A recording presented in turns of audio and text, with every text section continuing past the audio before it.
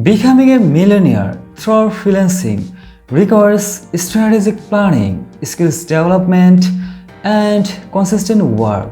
In this video, I'm just going to show how to be a millionaire doing freelancing.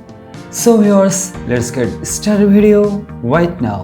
Before starting video, I just want to say please subscribe to my YouTube channel and follow to my Facebook page. And don't forget to like and share video. Here are some steps to guide you. Number 1. Identify your skills. Focus on in-demand skills such as programming, graphic designing, social media marketing, video editing, writing, teaching, and consulting. There are so many skills, you have to choose wisely. Number 2. Build a portfolio. Create a strong portfolio showcasing your best work, including case studies and testimonials. Number 3. Set competitive rates. Research the market rates for your skills and set your prices accordingly. Consider lower price to attract clients, and gradually you can increase your prices as you gain experiences. Number 4. Market yourself.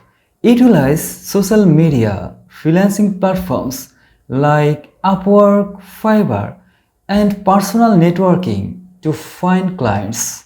And a personal website can enhance your credibility. Number 5. Focus on high-value clients. Target businesses and clients who are willing to pay more for your quality works, and that means you are building a strong relationships with bigger companies and entrepreneurs. Number 6. Offer packages. Create service packages that provide value and encourage clients to spend more. Number 7. Manage your time effectively. Balance your multiple projects and manage deadlines efficiently to maximize your income. Number 8. Invest in skills and tools. Continuously improve your skills and invest in tools that can help you work more efficiently. Number 9. Diversify income streams.